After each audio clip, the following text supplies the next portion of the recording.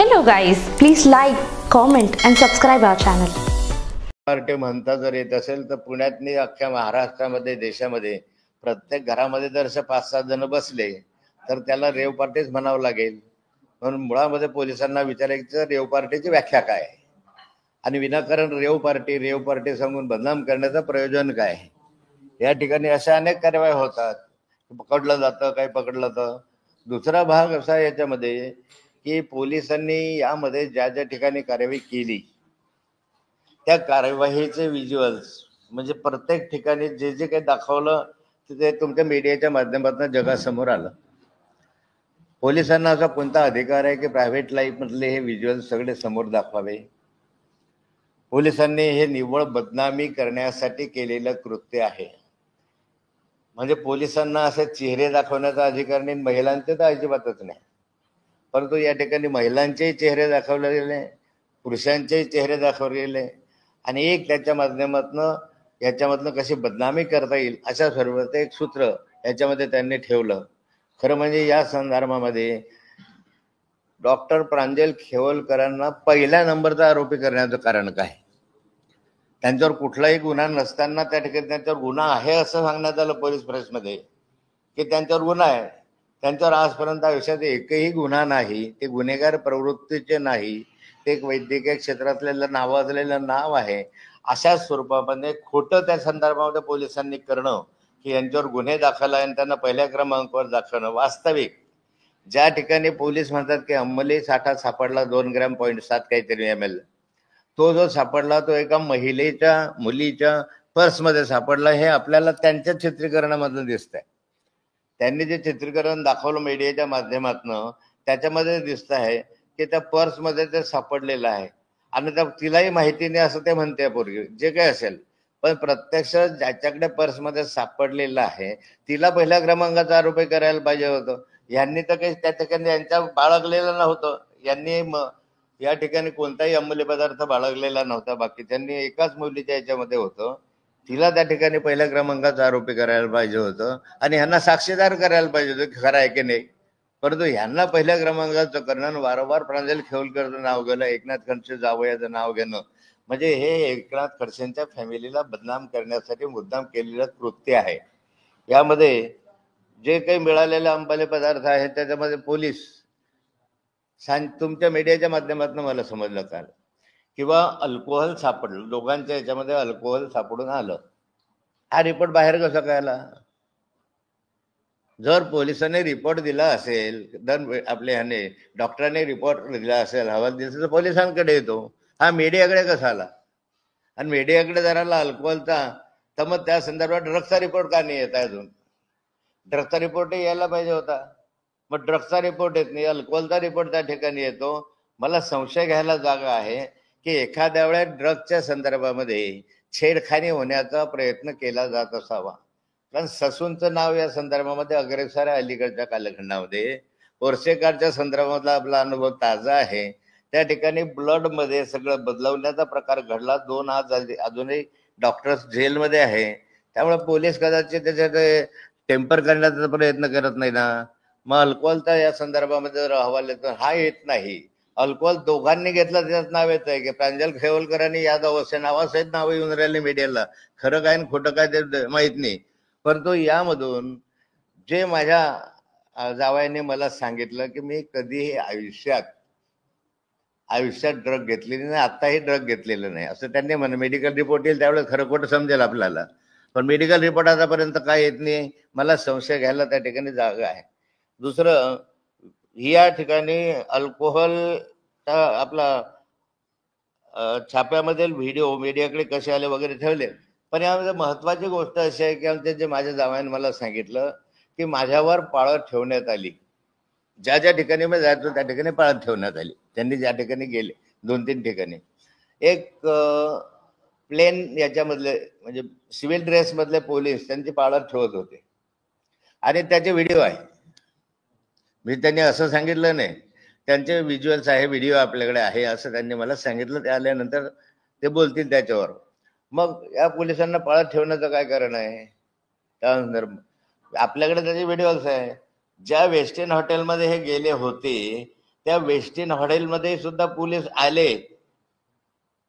रात्री 1 ते 3:30च्या दरम्यान ते वेस्टिन हॉटेलला आले. वेस्टिन हॉटेलचे जे पार्किंग स्टेशन आहे, पार्किंग आहे, त्या पार्किंगचे ज्या ठिकाणी व्हिडिओ कॅमेरे लावलेले आहे, त्या कॅमेऱ्याच्या मध्ये जे हे प्लेन याचे पोलीस आहे ते दिसत आहे. जे पोलीस तिकडे होते तेच पोलीस तिकडे दिसत आहे. एकंदरीत हा प्रकार संशयास्पद आहे. या ठिकाणी पोलीस इतके तत्परता दाखवतात की लगेच त्या ठिकाणी प्रेस कॉन्फरन्स घेतात, लगेच सगळे व्हिज्युअल्स त्याच्यामध्ये दाखवतात. एवढी तत्परता प्रफुल्ल लोढा जो हनी ट्रॅप मध्ये अडकलेला आहे, जो बलात्कारामध्ये अडकलेला आहे, ज्याने गिरीश महाजनांवर आरोप केलेले आहे, या संदर्भामध्ये पोलीस यंत्रणा किंवा सरकार पुढाकार घेऊन का जनतेला माहिती देत नाही? त्या ठिकाणी बाकी माहिती द्यायला टाळा खरं. नाशिकला जे काही सेक्स स्कॅन्डल झालं म्हणा का आणखी काही हनी ट्रॅप झाला म्हणतात, त्याची इतके गवगाव त्या ठिकाणी केलं. त्या महिलेने जे आरोप केले त्याच्यानंतर 3 ठिकाणी ते मागे घेतले, अशा स्वरूपाचे जे आहे वस्तुस्थिती जी आहे त्याच्याबाबत सरकार का करत नाही? एकंदरीत पोलीस यंत्रणा या संदर्भामध्ये कशाही रीतीने खडसे बदनाम झाला पाहिजे अशा स्वरूपाचा हा प्लॅन केलेला दिसतोय. कारण ह्याच्या माध्यमातून हे दिसतंय चित्र की इथे वारंवार खडसेंचे जावई. अरे असेल तर त्याच्यामध्ये कारवाई करा, मी त्याच्याबद्दल नाही म्हणणार नाही. जर सत्य असेल तर कारवाई करायला माझी कुठलीही ना नाही, पण अशा रीतीने जर कोणी प्लॅन करून करत असेल तर ते योग्य नाही. आणि सरकारने याचे उत्तर दिलं पाहिजे, पोलिसांनी उत्तर दिले पाहिजे की बा कशासाठी, कोणत्या कारणासाठी व्हिज्युअल्स बाहेर आले, कोणी केले. त्यांच्या समोर पोलिसांनीच हे केले, फोटो काढले. पोलिसांनी फोटो काढले, लगेच मीडियाला आले. पोलिसांनीच त्याचे व्हिडिओ चित्रीकरण 7च्या पलीकडे दुसरा आठवडा नव्हताच. पोलिसच त्या ठिकाणी व्हिडिओ चित्रण करायचे आणि जनतेसमोर ते मांडायचे. याचा उद्देश काय? दुसऱ्या ठिकाणी करत नाही. आणि तुम्हाला कोणी अधिकार दिले प्रायव्हेट लाईफ मधले हे करायचे? ज्या ठिकाणी माझ्या जावयाचा मोबाईल तुमच्याकडे तुम्ही जप्त केला, एक लॅपटॉप 4 वर्षांपूर्वीचा जुनाही तुम्ही घेऊन गेले, आणखी काही घेऊन जायचं असेल तर घेऊन जायचं, त्याची माझी वाचा. पण त्या मोबाईलमध्ये आमचे जे फॅमिली फोटो होते ते फोटो मीडियाला येतात कसे? पोलिसांना कोणी अधिकार दिला आमचे फॅमिली फोटो छापायचा? माझ्या पर्सनल लाईफ मध्ये तुम्ही काय हस्तक्षेप करू शकता? कुणी अधिकार दिला? आणि कुणाच्या सांगल्यावरून पोलीस हे करत आहेत? कुणीतरी याच्या मागे सूत्रधार आहे. पोलीस बाहुल्यासारखे काम करून राहिलेले आहेत आणि त्यामुळे या संपूर्ण गोष्टीची सखोल चौकशी झाली पाहिजे. यासाठी हे केलं पाहिजे, म्हणजे सखोल चौकशी झाली पाहिजे अशी मी मागणी करणार आहे. आणि या ठिकाणी आज आहेच कोर्टामध्ये एकदा काही येईल ते होईल, त्याच्याबद्दल नाही. पण संशयाला अनेक ठिकाणी जागा आहे. कारण 2 ग्रॅम असतं तर मग जामीन झाला असता. मग 2.7 करणं, त्या ठिकाणी गांजा दाखवणं, या ठिकाणी अशा स्वरूपाचे प्रयोग केले गेले आहे. मुळात 7च जण बसलेले आहे. तिथं कोणताही नाच गाण्याचा कार्यक्रम नाही आहे, कोणत्याही प्रकारचे लेझर बेझर सारखे लाईट नाही आहे, कोणत्याही प्रकारचे दारूचे फार मोठे भंडार नाही आहे. जे शेकडो माणसं असतात त्याला रेव पार्टी म्हणतात, असं माझं मत आहे, माझा समज आहे. तो पोलिसांनी याचाही खुलासा केला पाहिजे की 7 जणांचा रेव पार्टी होऊ शकते का? ते प्रायव्हेट पार्टी असेल त्याच्या संदर्भात पोलिसांना अशा स्वरूपाचं रेव पार्टीचं स्वरूप देणं अत्यंत चुकीचं आहे असं माझं मत आहे. मुलाकरण खडसेंना बदनाम करण्यासाठी हे चाललेलं आहे. कारण अलीकडच्या कालखंडामध्ये अनेक प्रकरणं मी वारंवार सरकारचे बाहेर आणतो आहे. रोहिणीताई वारंवार सरकारवर हल्ले करत आहेत. यांचं तोंड कसं बंद करून टाकायचं, यांना बदनाम कसं करायचं यासाठी रचलेलं आहे षडयंत्र आहे. तुम्ही म्हटलात की तुम्ही बोलता किंवा रोहिणी खडसे बोलताय, या सगळ्याचा तुमच्या या सगळ्या बोलण्यावरती परिणाम होईल किंवा सरकारच्या बद्दल तुम्ही जे कमेंट करतात त्याबद्दल? तुम्ही म्हटलं की तुम्ही बोलतात सरकारबद्दल, रोहिणीताई बोलतात, या सगळ्या प्रकरणाचा तुमच्यावरती रोहिणीताईंवरती काही परिणाम होईल? सरकारबद्दल तुम्ही काही भूमिका घेतात? हे बघा, हे काहीही झालं तरी सत्य समोर येईल. न्यायालयामध्ये प्रकरण आहे त्यामुळे अधिक मी काही जास्त बोलू शकत नाही. जे काही आहे ते सत्य समोर येईलच त्याच्या माध्यमातून. पण याचा अर्थ असा नाही आहे की आम्ही दबून जाऊ. आर लागण्याचा लढा चालू राहणार, जे सत्य आहे ते चालू राहणार, समाजासमोर आम्ही मांडणार. माझं वारंवार सांगितलेलं आहे या ठिकाणी की या संदर्भामध्ये मी वारंवार गिरीश महाजनांच्या संदर्भामध्ये हनी ट्रॅपच्या संदर्भात जे प्रभुत्व लोढा सांगतोय त्याचे उत्तर सरकार का देत नाही? त्या सीडीचं काय एवढं हे होत नाही? मी स्वतः ती सीडी पाहिलेली आहे. त्याने मला ते दाखवलेले आहे, पण बार्गेनिंग मध्ये तो त्याने सांगितलं ते की मी दाखवलं होतं. प्रफुल्ल लोढांनी स्वतः सांगितलं, मी खडसे एक मिनिट खडसेंनी दाखवलं होतं हे त्यांनी सांगितलेलं आहे स्वतः, त्याची सीडी आपल्याकडे आहे. पण जे दाखवलं ते माझ्याकडे नाही आहे, त्याने दिलंच नाही असंही त्यांनी सांगितलं, मी दिलेलं नव्हतं. मग जे त्याने ते पाहिलेलं आहे त्याच्या संदर्भात चर्चा करावी, चौकशी करावी, तो भाग वेगळा. आता मी त्या भागावर बोलणार नाही. मी आज फक्त एवढ्या भागावर बोलेल की या ठिकाणी माझ्या जावयांनी हे सगळं व्हायच्या आधीच हे सांगितलेलं होतं की हे पाळत असे असे आणि असे असे व्हिडिओ कॅमेरे आमच्याकडे आहे, तर त्याच्या चौकशा करा ना तुम्ही. त्या जाऊ द्या तो प्रकार, मागचा त्या प्रकाराचा छडा आम्ही लावूच, आणखी नाशिकच्याही प्रकरणाचा लावूच, आणखी आमच्याकडे साताऱ्याचं प्रकरण एक आलेलं आहे हनीट्रॅपच्या संदर्भामधलं, 2 माजी मंत्र्यांचं आणि एक मंत्र्यांच्या मुलाचं, ते आलेलं आहे. ते खात्री करू आपण, तिथं लोकल चॅनलना ते प्रकाशित केलेलं आहे. महाराष्ट्रावर अशा स्वरूपाचे चाललेले आहेत, पुढे येऊ नयेत म्हणा प्रयत्न दिसतोय, पण याचा अर्थ असा होणार नाही की तुम्ही आम्हाला बदनाम करा. चांगले खडसे साहेब गृहमंत्री देवेंद्र फडणवीस तुमचा यांच्यावरती कटाक्ष आहे, तेही मंत्रीच आहे आणि पुण्याचे सीपी आहे. त्या तिघांनी म्हणून हे सगळं केल्याशिवाय हे होणार नाही. मला असं कोणावर आरोप करायचा नाही. जोपर्यंत न्यायप्रविष्ट आहे आणि जोपर्यंत निकालापर्यंत येत नाही तर त्याच्याबद्दल काही तथ्य येत नाही, तोपर्यंत कुणावर आरोप करणं बरोबर नाही. पोलीस जे करतायत त्या भूमिकेवर मी प्रश्नचिन्ह उभं केलेलं आहे.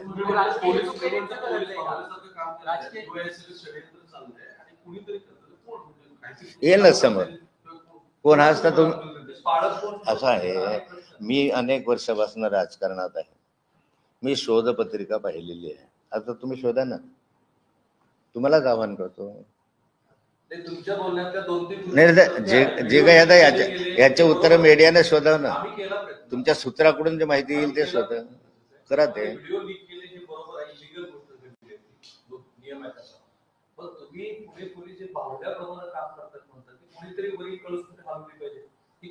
येईल बाहेर, येईल आज नाही येणार, बाहेर येईल नक्की बाहेर.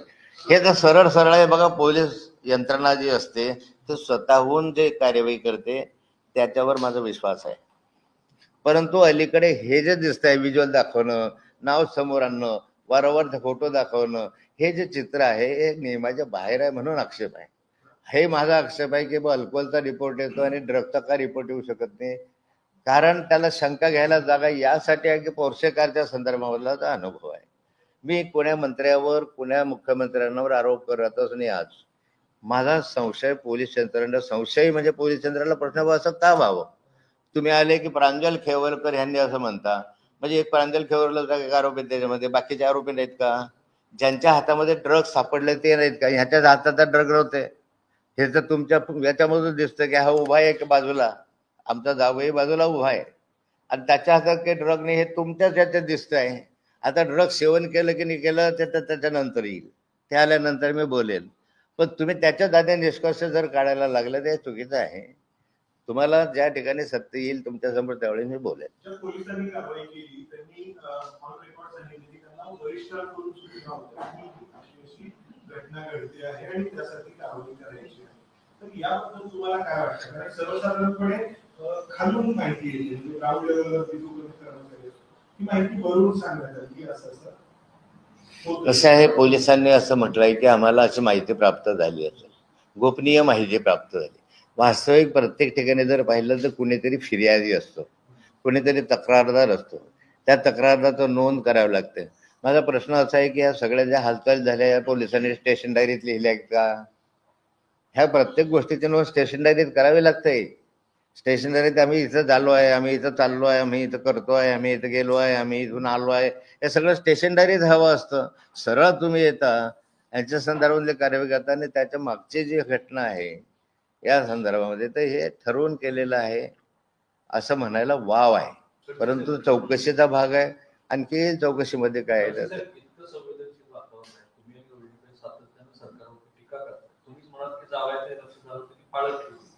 असं असून सुद्धा जावाई त्या एका विशिष्ट ठिकाणी होते, तिथे 2 मुली उपस्थित होत्या, त्यापैकी एका मुलीकडे ते कोकीन आढळून आलं. याच्यामध्ये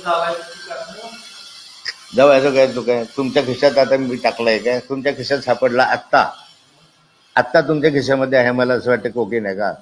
मी काय करणार आहे त्याला? तर मी टाकलं आणि त्या महिला काय अशा काही असतील तर त्यांचे फोटो दाखवायचे? कुणी अधिकार दिला महिलांचे फोटो दाखवण्याचा मला? चला त्याच्यामध्ये अडकले असं नाही झालं.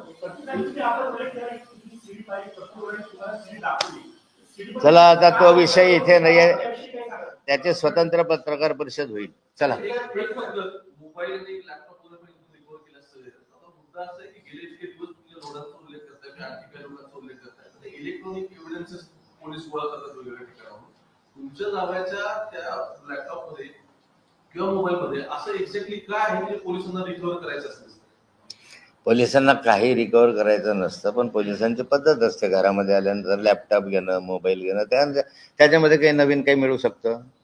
याच्यात काय मिळणार आहे? तर पारिवारिक फोटो मिळाले ते तुम्ही बाहेर केले. वास्तविक पारिवारिक फोटो पोलिसांना अधिकार कुणी सांगितला? गुगलच्या संदर्भातले एका आमदाराकडे कसं काय जाऊ शकतं? हे पोलिसांच्या साठेलोटे आहे. आमदाराकडे कसं जाऊ शकतं? आणि आमदार कसा काय पत्रकार घेऊ शकतो आमच्या जळगावचा? तो कसा काय पत्रकार परिषद घेतो या फोटोच्या संदर्भामध्ये, गुगलच्या संदर्भामध्ये? म्हणजे पोलीस जे करताय ते जाणीवपूर्वक करताय. एखाद्या व्यक्तीकडे कसं जाऊ शकतो हे? तो कसे फोटो प्रकाशित करू शकतो जो प्रायव्हेट आहे? माझा अधिकार आहे घटनेने. डॉक्टर बाबासाहेब आंबेडकरांनी मला घटना दिली, अधिकार दिलाय. माझ्या प्रायव्हेट लाईफमध्ये तुम्ही हस्तक्षेप करू शकता. मग आता 7 जणांची पार्टी रिओ पार्टी म्हणून घोषित करता. यापुढे आम्ही स्वतः प्रयत्न करू की ज्या ज्या ठिकाणी 7 जणांना अडकवलं, अंमली पदार्थ असेल नसेल, ही रिओ पार्टी अशी घोषित करा.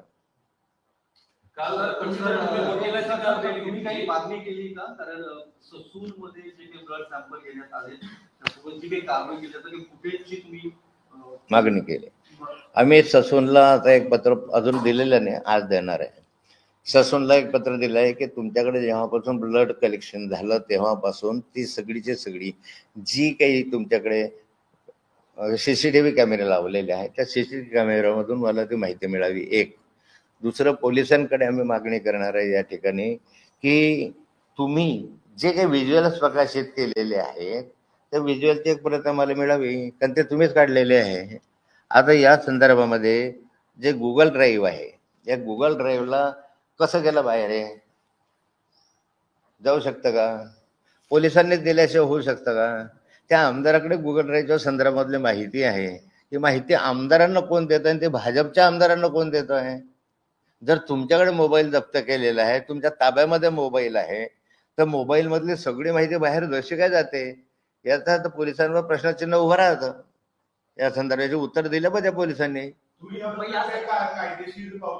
मी या संदर्भामध्ये माझं हे सगळं झाल्यानंतर पोलिसांविरुद्ध डिफॉर्मेशनचा एक दावा दाखल करणार आहे या संदर्भातलं सगळं. पण आता हा माझा विषय संपू द्या. विषय संपल्यानंतर मी ते करणारच आहे. मी त्या ठिकाणी असीम सरोदे म्हणून जे ॲडव्होकेट आहेत त्यांच्याशी काल बोलूनही आलो या दावा दाखल करण्याच्या संदर्भामध्ये. त्यांच्याशी मी डिस्कशन केली. त्यांनी मला सगळ्या विस्तृत मी त्यांना सांगितलं आणि त्यांनी सांगितलं याच्यावर अपूर्ण नुकसानीचा दावा होऊ शकतो, पोलिसांवर दावा होऊ शकतो आणि या झाल्यानंतर आपण त्याचा विचार करू. नक्की करणार. चला ना, तो बस झाला ना. आता कशाला नवीन विषय काढतो? चला चलो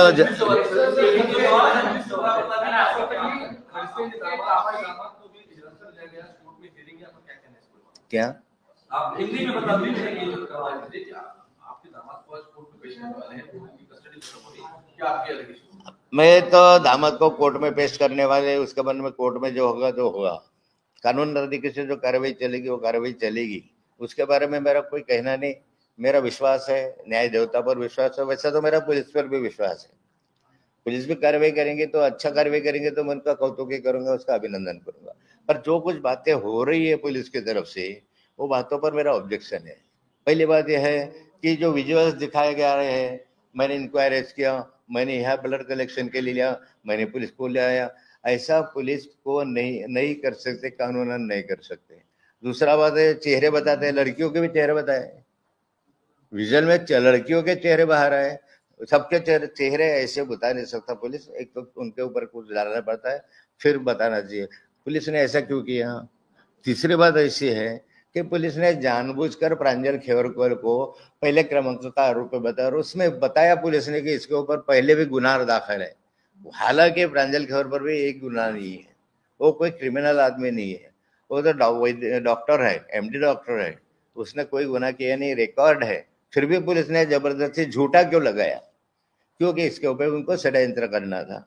तीसरी बात यह है कि जो गूगल ड्राइव है, ये गूगल ड्राइव जब मोबाइल आप लोगों ने पुलिस ने जब्त किया, मोबाइल ड्राइव जब्त करने के बाद मोबाइल ड्राइवर की सारी चीजें बाहर जो आ रही है, मेरे प्राइवेट फोटो आ रहे हैं, हम कहीं बाहर देश में गए उसके फोटो आ रहे हैं, पुलिस को क्या अधिकार है कि मोबाइल गूगल के पास का ये सारा का सारा एक एमएलए के पास जो भाजपा का है जलगांव जिले का, उसके पास जाए, ये मालूमात कैसे गई?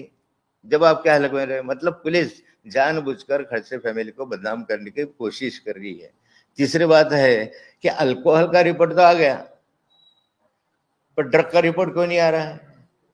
क्योंकि मुझे संदेह है कि ड्रग के रिपोर्ट के बारे में कोई छेड़खानी हो सकती है। ससुर में अभी हालांकि पुरुषों के संदर्भ में जो सब्जेक्ट था उसमें एक ब्लड के बारे में छेड़खानी हुई और इसलिए 2 डॉक्टर अभी भी जेल में है। इसलिए मुझे शक है कि अब अल्कोहल का आया, ड्रग का नहीं आ रहा है, मतलब कुछ छेड़खानी हो तो नहीं सकते, कोई टेम्पर तो इसके बारे में करते नहीं है। ये मेरी पुलिस के ऊपर शंका है।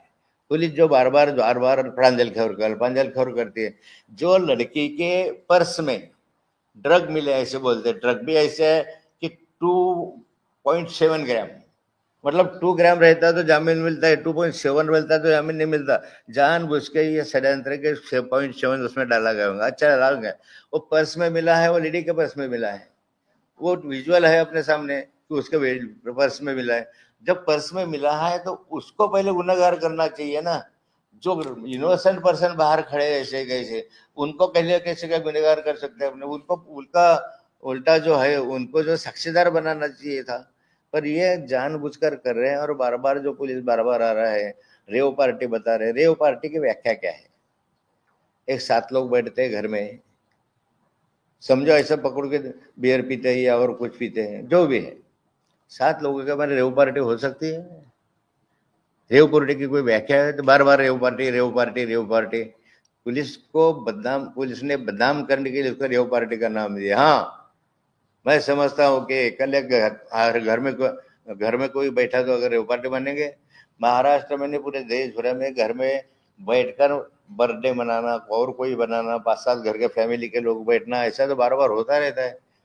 पुणे शहर में तो ये बहुत बार दिखा है कि रेव पार्टी के लिए मतलब घर में बैठे लोग हैं कि पार्टी में मनाना गुनाह है। अगर कोई अम्लीय पदार्थ होगा तो ठीक है, गुनाह है, पर इसके बारे में उसने ड्रग अगर सेवन किया ही नहीं होगा तो इसके बारे में उसका नाम बार बार क्यों उछाला जाएगा? जब तक कि आपके पास रिपोर्ट नहीं आता, आप क्यों ये बार बार कहते? रिपोर्ट आने के बाद बताओ कि भाई इसने ड्रग का सेवन किया था, इसको कानून होना ही चाहिए। मैं सहमति दूंगा कि कानून में उसको सजा मिलनी चाहिए। मेरा दामाद है इसलिए मैं नहीं बोलूंगा, कभी भी नहीं बोलूंगा। पर ये जब सब हो रहा है हम लोग को डराने के लिए हो रहा है।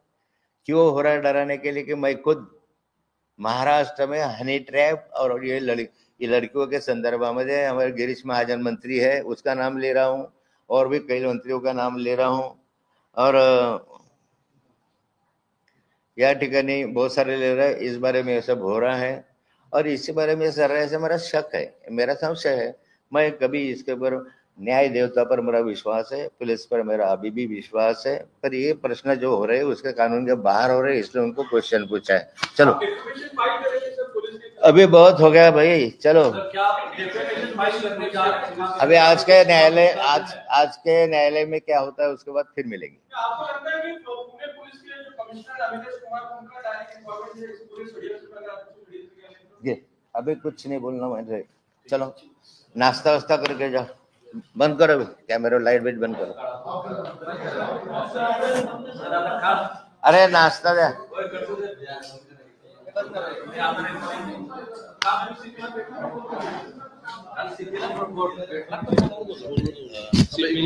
फोनवर बोलला